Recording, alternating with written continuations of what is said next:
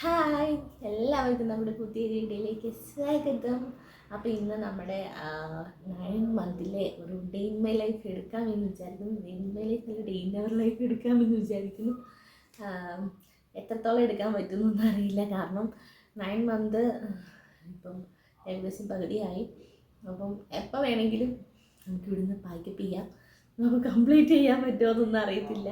അപ്പോൾ ബെഡിലിരുന്ന് തന്നെ ഇൻട്രോ എടുക്കാമെന്ന് വിചാരിച്ചു. ബെഡിലിരുന്ന് ഞാൻ എണീറ്റിട്ട് അപ്പുറത്ത് പോയി സ്റ്റാൻഡൊക്കെ എടുത്തുകൊണ്ട് വന്ന് ഫോണൊക്കെ സെറ്റ് ചെയ്ത് വെച്ചിട്ടാണ്. അല്ലാതെ ബെഡിൽ നിന്ന് എണീറ്റ ഉടനെ അല്ല. അപ്പം അത്രയൊക്കെ ചെയ്യണമല്ലോ എന്ന് വിചാരിച്ച് ഇവിടെ നിന്നിട്ട് തന്നെ എടുക്കാം. കാരണം മുന്നോട്ട് എത്ര കൊണ്ടുപോകാൻ പറ്റുമെന്ന് അറിയത്തില്ലല്ലോ. അതുകൊണ്ട് അപ്പം പ്രത്യേകത എന്ന് പറഞ്ഞു കഴിഞ്ഞാൽ അച്ഛയില്ല. അച്ഛ പുറത്ത് പോയേക്കാന്ന് പറഞ്ഞാൽ ഒരാവശ്യത്തിന് വേണ്ടി പോയേക്കാണ്. ഉച്ചയാകുമ്പോൾ വരുമെന്ന് പ്രതീക്ഷിക്കുന്നു. ഉച്ച കഴിയുമെന്ന് അറിയില്ല. പിന്നെ ഇന്ന് എന്താ പറയുക, സ്കാനിങ് ഉള്ള ദിവസമാണ്. സ്കാനിങ് ഉണ്ട്, അതും ഉച്ച കഴിഞ്ഞിട്ടാണ്. പിന്നെ ഡോക്ടറുടെ കൺസൾട്ടേഷൻ ഉണ്ട്, അതും ഉച്ച കഴിഞ്ഞിട്ടാണ്. ഇന്ന് ഓപ്പറേഷനുള്ള ദിവസമായതുകൊണ്ട് OP ഉച്ച കഴിഞ്ഞിട്ടാണ്. അപ്പം അവിടെയൊക്കെ പോകാനുണ്ട്. പിന്നെന്താണ്, അപ്പം ഞാൻ വിചാരിച്ച് വീഡിയോ എടുക്കാം. രാവിലെ 6 മണിയായപ്പോൾ അച്ഛൻ പോയിട്ട് 6 മണി 5:45 പോയി. അപ്പോൾ ഞാൻ എണീറ്റാണ്. ഞാൻ വീണ്ടും വന്ന് കിടന്നു. പിന്നെ എന്നിട്ട് കിടന്നിട്ട് എനിക്ക് ഉറക്കം വരണില്ല. തന്നെ ആയതുകൊണ്ട് ഉറക്കം വരണില്ല. അതുമല്ല ഭയങ്കര മഴ. ഞാൻ വിചാരിച്ചു എന്നാൽ എഴുന്നേറ്റിട്ട് എന്തെങ്കിലുമൊക്കെ ചെയ്യാം. ഒന്നും ചെയ്യാനില്ല എനിക്ക്.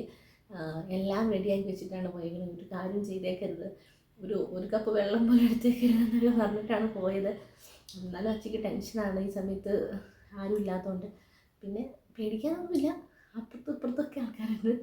അതുകൊണ്ട് ഒന്നും പേടിക്കാനില്ല. അപ്പം നമുക്ക് ഫസ്റ്റിൽ തന്നെ എനിക്ക് കുടിക്കാൻ വേണ്ടിയിട്ട് ഇവിടെ വെള്ളം വരെ എടുത്ത് വെച്ചിട്ടുണ്ട് കേട്ടോ.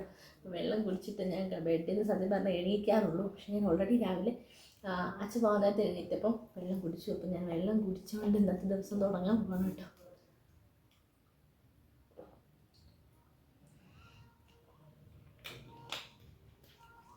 ഓക്കെ, അത്ര മതി. അപ്പം എന്തായാലും വീഡിയോ നിങ്ങൾക്ക് ഇഷ്ടപ്പെടുകയാണെന്നുണ്ടെങ്കിൽ ലൈക്ക് ചെയ്യുക, കമൻറ്റ് ചെയ്യുക. അതുപോലെ തന്നെ ആദ്യമായിട്ട് കാണുന്നവരാണെങ്കിൽ ചാനലൊന്ന് സബ്സ്ക്രൈബ് കൂടി ചെയ്യാട്ടോ. അപ്പം നമുക്ക് എന്തായാലും നോക്കാം എന്തൊക്കെ ചെയ്യാൻ പറ്റുമെന്ന്.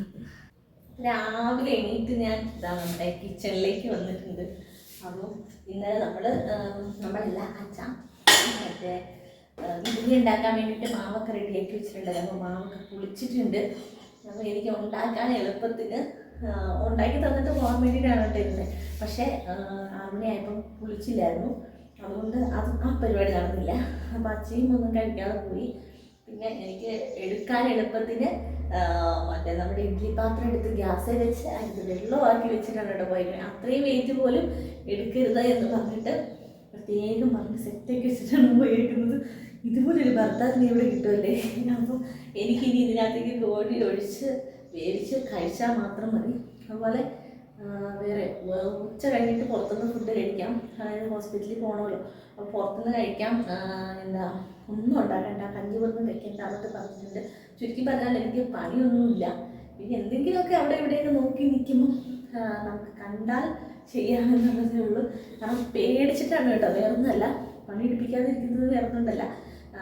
റെസ്റ്റ് എടുക്കണമെന്ന് ഡോക്ടർ പ്രത്യേകം പറഞ്ഞിട്ടുണ്ട്. പണി എടുത്ത് കഴിഞ്ഞിട്ട് പിന്നെ എന്തെങ്കിലും പറ്റിപ്പോയിട്ടുണ്ട് പിന്നെ പറഞ്ഞിട്ട് കാര്യമില്ലല്ലോ. അപ്പോൾ അതുകൊണ്ട് ഒന്നും ചെയ്യിപ്പിക്കാത്തതാണ് കേട്ടോ. അപ്പോൾ ഞാൻ എന്തായാലും ഇഡ്ഡലി ഉണ്ടാക്കട്ടെ. അപ്പോൾ കുറേ ദിവസം കൂടിയാണ് കേട്ടോ നമ്മളൊരു ഡേ ഇൻ മൈ ലൈഫ് ചെയ്യുന്നത്. നമ്മൾ ഹോസ്പിറ്റലിലായിരുന്നു. ഹോസ്പിറ്റലിൽ നിന്ന് വന്നു കഴിഞ്ഞിട്ട് ഇപ്പം 2 ദിവസമായി. ഇനിയിപ്പോൾ വീണ്ടും പോകണം. അപ്പോൾ എന്തായാലെന്നറിയില്ല, ഇനിയിപ്പോൾ ചെയ്യാൻ എപ്പോൾ പറ്റുമെന്നറിയില്ല. അപ്പം ഞാൻ വിചാരിച്ചു ഉള്ളത് പറ്റണ പോലെ ചെയ്തിടാമെന്ന്. അപ്പം നമുക്ക് എന്തെങ്കിലും ബ്രേക്ക്ഫാസ്റ്റിന് വേണ്ടിയിട്ട് ഇഡ്ഡലി ഉണ്ടാക്കാൻ പോവാണ്. അത്യാവശ്യം ഇപ്പം പുളിച്ചിട്ടുണ്ട് കേട്ടോ. അത്രയും പുളി മതി. ഒത്തിരി പുളിയായി കഴിഞ്ഞാലും എനിക്കിഷ്ടമല്ല. കഴിച്ച് കഴിയുമ്പോഴത്തേക്കും ഇത് തലയ്ക്ക് പിടിക്കണ പോലെ ഫീൽ ചെയ്യും കേട്ടോ. അപ്പം ഞാൻ പറഞ്ഞ പോലെ അച്ഛൻ ഇവിടെ ഇല്ല. അച്ഛൻ പോയിട്ട് ഉച്ചയാകുമ്പോഴത്തേക്കും വരുമെന്ന് വിശ്വസിക്കുന്നു.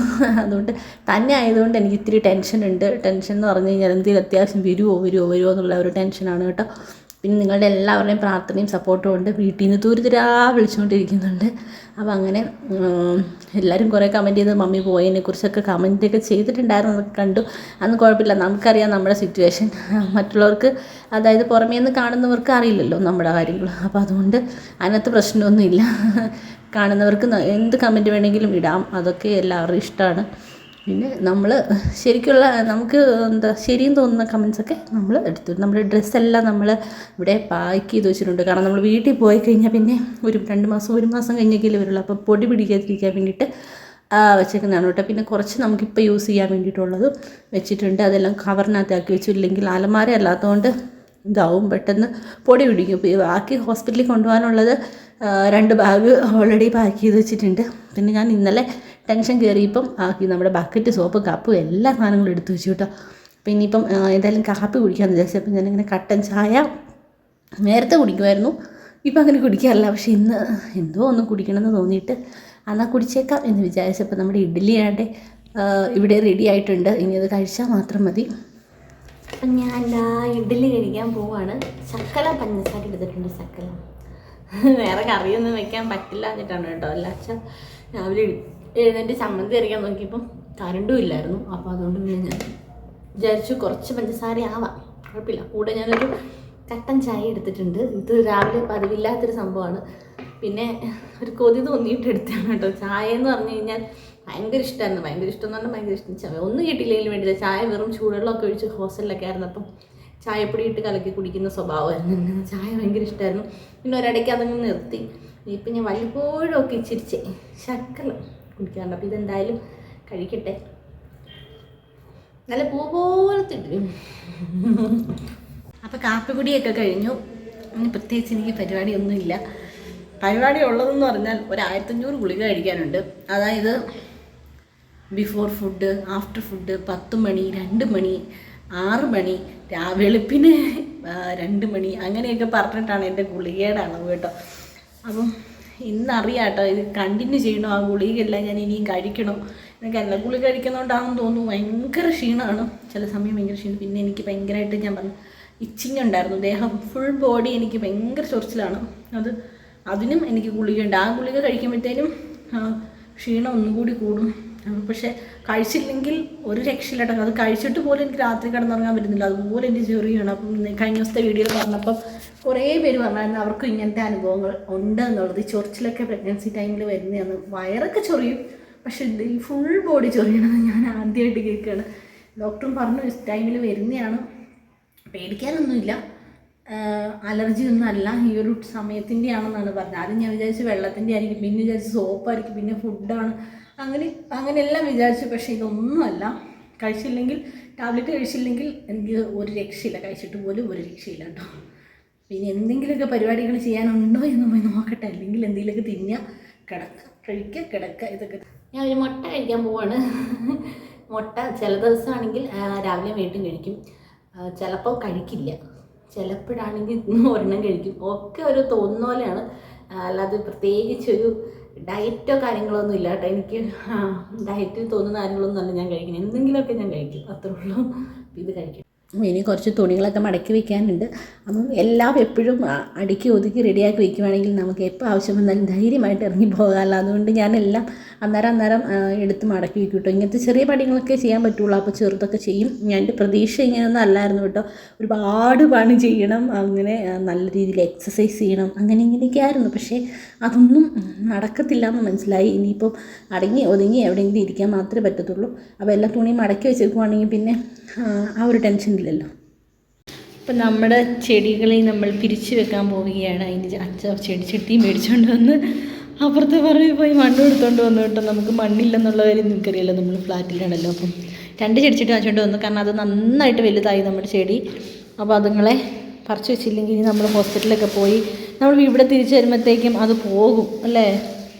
കഷ്ടപ്പെട്ടാണ് നമ്മൾ ഓർമ്മ കൊണ്ടുവന്ന് പിടിപ്പിച്ച് വെച്ചത് കിട്ടിയത്. അപ്പോൾ അതൊക്കെ പോയി കഴിഞ്ഞാൽ ഒരു ഭയങ്കര വിഷമമാകും. അതുകൊണ്ട് നമ്മൾ ഉണ്ടായിട്ട് 2 ചട്ടിയും കൂടെ എക്സ്ട്രാ വാങ്ങി അതുങ്ങളെ സെറ്റാക്കാമെന്ന് വിചാരിച്ചു അല്ലേ.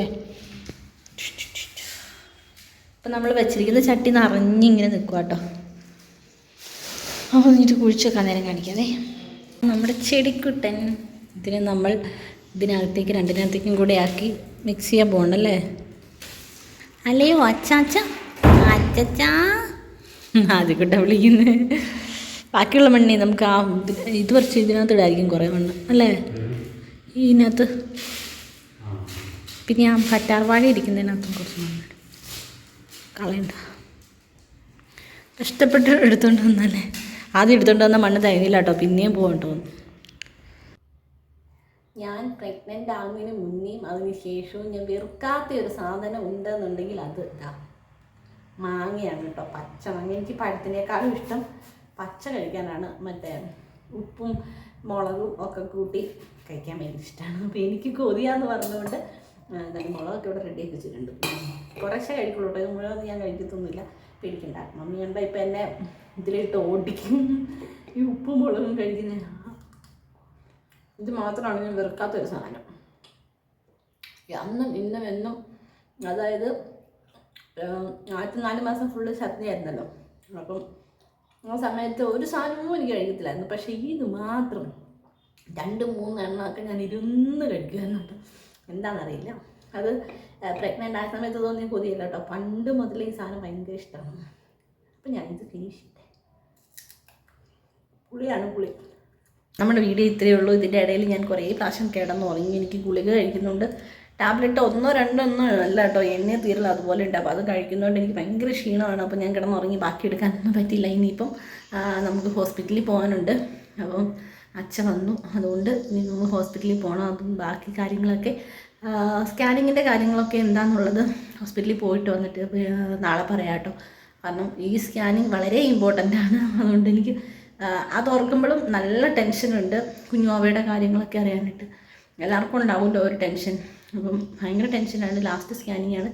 ഇത് കണ്ടിട്ടാണ് ഡോക്ടർ ബാക്കി കാര്യങ്ങളൊക്കെ ഡിസൈഡ് ചെയ്യുക കേട്ടോ. നമുക്ക് കുറച്ച് കോംപ്ലിക്കേഷൻസ് ഉള്ളതുകൊണ്ട് എന്താ പറയുക, ഭയങ്കര ടെൻഷനാണ്. അപ്പോൾ എല്ലാവരും പ്രാർത്ഥിക്കണം. അപ്പോൾ എന്തായാലും ഈ വീഡിയോ ഇപ്പോൾ തന്നെ ഇട്ടോ. ഇത് കഴിഞ്ഞിട്ടാണ് ഞാൻ സ്കാനിങ്ങിന് പോകത്തുള്ളൂ. അപ്പോൾ നിങ്ങളുടെ പ്രാർത്ഥന വേണം. കുഞ്ഞ് ഹെൽത്തി ആയിട്ടിരിക്കാൻ വേണ്ടിയിട്ടും വെയിറ്റും കാര്യങ്ങളൊക്കെ കറക്റ്റായിരിക്കാനും ഒക്കെ വേണ്ടിയിട്ട് നിങ്ങൾ പ്രാർത്ഥിക്കുക, സപ്പോർട്ട് ചെയ്യുക. എനിക്ക് സംസാരിക്കുമ്പോൾ ശ്വാസം മുട്ടുന്നുണ്ട്. അപ്പം അത് നിങ്ങൾ ദയവായിട്ട് ക്ഷമിക്കുക. അത് വോയിസൊക്കെ കേട്ട്, വോയിസ് ഓവറൊക്കെ കൊടുത്ത് കേട്ട് കഴിഞ്ഞപ്പോൾ എനിക്ക് മനസ്സിലായി നല്ല രീതിയിൽ ശ്വാസം മുട്ടുന്നുണ്ടെന്ന്. അപ്പം ക്ഷമിക്കുക. കാരണം എനിക്ക് വീഡിയോ എടുത്ത് തരാനും ഇത്രയും നേരവും ഞാൻ തന്നെയാണ് വീഡിയോ എടുത്തത്. അപ്പോൾ അത് ഇതും കൂടെ ആയപ്പോഴത്തേനും ഇതായി, ശ്വാസം മുട്ടാൻ തുടങ്ങി. പിന്നെ എന്താ പറയുക, സ്റ്റാൻഡിന് ചോദിച്ചുകൊണ്ട് അങ്ങോട്ടും ഇങ്ങോട്ടും നടന്നതിന് അച്ഛയുടെ വായിൽ നിന്ന് ഇഷ്ടംപോലെ കിട്ടി. എനിക്ക് വീഡിയോ അല്ല ഇപ്പോൾ ഇമ്പോർട്ടൻ്റ്, ഹെൽത്താണ് ഇമ്പോർട്ടൻ്റ് എന്ന് പറഞ്ഞിട്ട് വഴക്ക് പറഞ്ഞു. അപ്പം ഇത്രയുള്ള വീഡിയോ ഇഷ്ടപ്പെടുവാണെങ്കിൽ നിങ്ങൾ ലൈക്ക് ചെയ്യുക. വലിയ സംഭവമൊന്നും ഇതിനകത്തില്ല, ഒന്നും എടുക്കാൻ പറ്റിയില്ല. എന്നാലും ഞങ്ങളുടെ കുറച്ച് വിശേഷങ്ങളാണ്. അപ്പോൾ എല്ലാവർക്കും ടാറ്റാ, ബൈ ബൈ.